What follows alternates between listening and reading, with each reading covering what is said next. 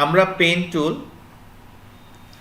Pen টুলের পাশাপাশি আমরা কনভার্ট টুল, রোটেট টুল, এই টুলগুলোর ব্যবহার করে আমরা একটা লোগো ডিজাইন করার চেষ্টা করব। তো এর জন্য অ্যাট ফার্স্ট আমরা যেটা করব, পেন টুল নিব। পেন টুল নিয়ে আমার একটা নির্দিষ্ট এরিয়া ক্রিয়েট করতে হবে। তা আমি একটা জায়গায় ক্লিক করলাম, করে যতটুকু আমার প্রয়োজন ঠিক ততটুকু আমি আমার রেঞ্জটা ক্রিয়েট করে ক্লিকটা করে দেব। এরপর আমরা কনভার্টেড টুল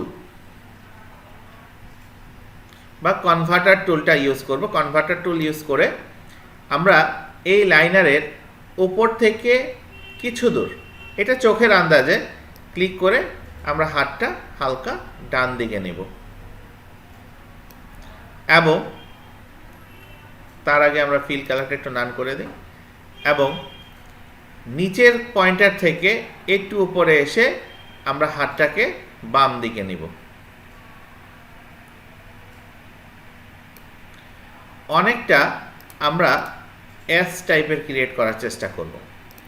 যদি মনে হয় এটা একটু বেশি বাঁকা হয়ে গেছে, তাহলে আমরা এখানে প্রেস করে ধরে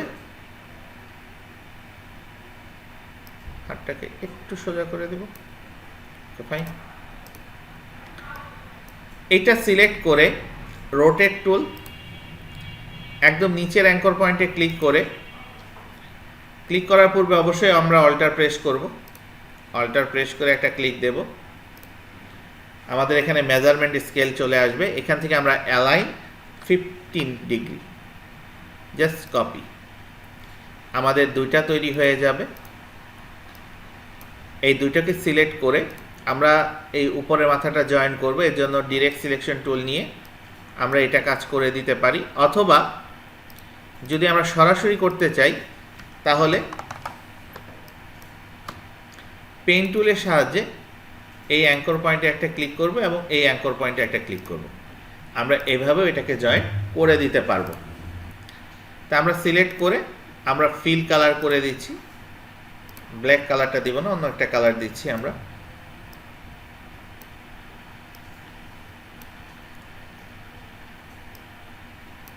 হালকা ব্লু কালার দিলাম। এখন এটাকে সিলেক্ট করে রোটেট টুল, আবার সেই একই কাজ, নিচের অ্যাঙ্কর পয়েন্টে এসে অল্টার প্রেস করে ক্লিক করব।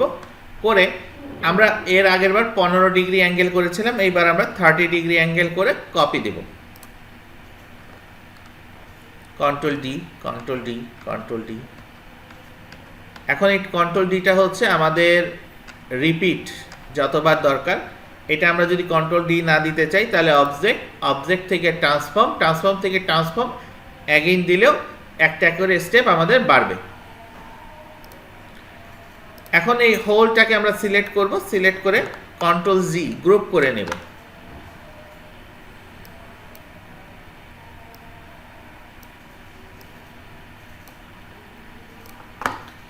কালারটা চেঞ্জ করে নিলাম। এখন এই অবজেক্টটাকে copy, paste in back, control C দ্বারা কপি, অথবা এডিট থেকে কপি, এডিট থেকে পেস্ট ইন ব্যাক, এই অপশনটাতে আমরা ক্লিক করব। করে আমরা যেটা করব, এখানে রাইট বাটনে ক্লিক করে ট্রান্সফর্ম থেকে রিফ্লেক্ট, ট্রান্সফর্ম থেকে রিফ্লেক্টে ক্লিক করব।